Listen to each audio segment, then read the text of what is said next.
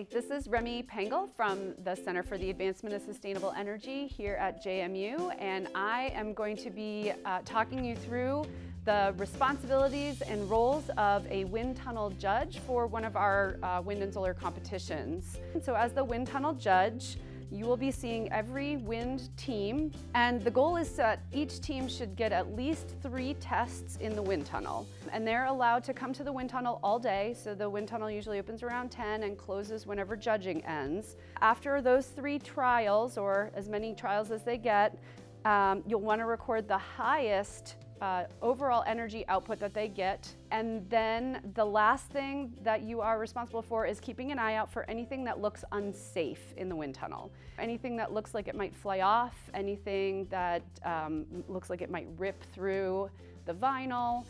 The other thing is sometimes the students will have different generators. We want to verify their generator division and then their age level division, elementary, middle, or high. And then the last thing that this wind tunnel judge is responsible for is selecting the sportsmanship award. And we'll get into that as well. So the wind tunnel will be set up. You should have a sandbag. We also usually keep one of the pitch protractors at each wind tunnel.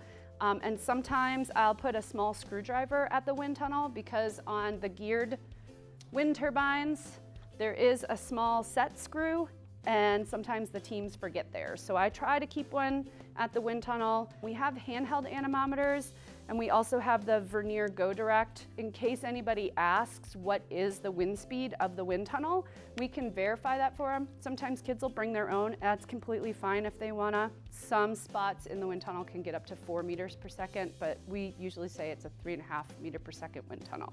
We also need to make sure that we have ample airflow. So we usually set lines like using painter's tape to keep people from standing in front of the wind tunnel during testing. And then we always make sure that there's at least 10 feet of space behind the wind tunnel to provide that ample wind flow. And again, our wind tunnel is gonna pull air through. So when we set wind turbines in there, they do face outward. So that's something we usually have to explain to students the first time in the wind tunnel, because a lot of them will put them in facing the fans, which is not actually where the wind is coming from. The last piece of it is making sure we have our instrumentation hooked up to our laptop. If the instrumentation is plugged in and you turn it on, it will recognize that it's measuring both current and voltage. We are going to be collecting one specific piece of information, the energy in joules. In the column options, I will increase the decimal places to at least 3 or 4 places, just so that we have enough significant digits to discern between ranks. In addition to the laptop, you'll have the judging notes. So everything that I'm talking to you about in this video, you'll have a set of notes to remind you of that, even a QR code to rewatch this video. You will also have a testing sheet for every team. That'll all be on your table so that you shouldn't need to have anything at all except for having a good time. Let's go over the protocol for testing for the teams. We need to verify the team name and their division. Teams are the only ones allowed inside the taped off area. No adults should be touching these turbines or in the wind tunnel at any point during the day. So the kids will take their turbine, they will bring it into the tunnel. They will set it wherever they want. It just has to be somewhere in the box. They are responsible for hooking up the energy sensor. We always red to red and black to black. They are welcome to, it is their decision if they would like to use the sandbag or not. If they are using the sandbag, make sure that you remind them to kind of make sure it's low enough so that like the blade isn't gonna whack it, and making sure that their wires are wrangled so that they don't get tied up in their blades. And then once everybody is set, the team needs to tell you that they are ready to start the wind tunnel. If somebody's generator is not generating electricity, we usually have them like look at a multimeter first to see, like make sure it's not the energy sensor. And if it is the generator, hopefully they packed extras. We always remind them to bring extra parts, but in a worst case scenario, call one of the case staff, and we usually have a stash, so we're happy to help. Once they're up and running and they want to record data, you're going to hit the collect button. That will collect data for 30 seconds. This data table here will tell you how many joules generated over that 30 seconds, and that is the number that you are going to record on their testing sheet. Again, the paper that you have is every trial that they make.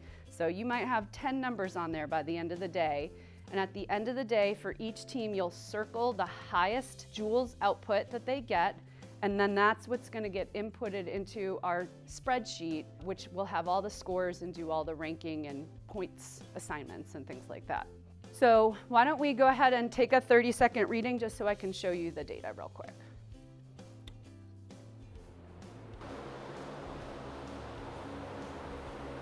And you can see the joules are getting higher and higher and higher. Once the turbine has been operating and collecting data for 30 seconds, you can go ahead and stop the wind. And then we can report out the data. So again, we're just keeping an eye on this number here in the joules column and the very last number it collects. So 11.9291 joules is what you would write on the testing collection sheet. And then if they want some statistics, you can come into this button over here and you can view statistics. So like if they want to know what their average voltage was or other things like that. So you can play around with the interface, but that's the most important number. So once all of your teams have gotten their 3 tests in at least, you will go ahead and look at all of the score sheets for all of the teams and identifying that highest joules output throughout the day. And that is going to go into this score spreadsheet. So all you need to do is find the team name or the team ID number and write down the highest joules that they've got all day. And then the score sheet will do the rest. The only other responsibility you have, as I mentioned before, is the selection of a sportsmanship award. We see a lot of things in the wind tunnel that the judges don't see. I usually base this award on teams that like help each other out. So if, you know, like a high school team went in and helped one of the middle school teams because they didn't understand how to, you know, pitch their blades, you can use your good judgment on what impresses you. But like I said, usually it's kind of that sportsmanship, helping each other kind of a feel, or persistence in the wind tunnel that I've based them on in the past. While you're here as a wind tunnel judge, if you do have any questions about anything, again, you will have your judge's notes form, and you will have the cell phone numbers of all the case teams members at the event. So please reach out at any point and we'll be happy to answer your questions and give you any help.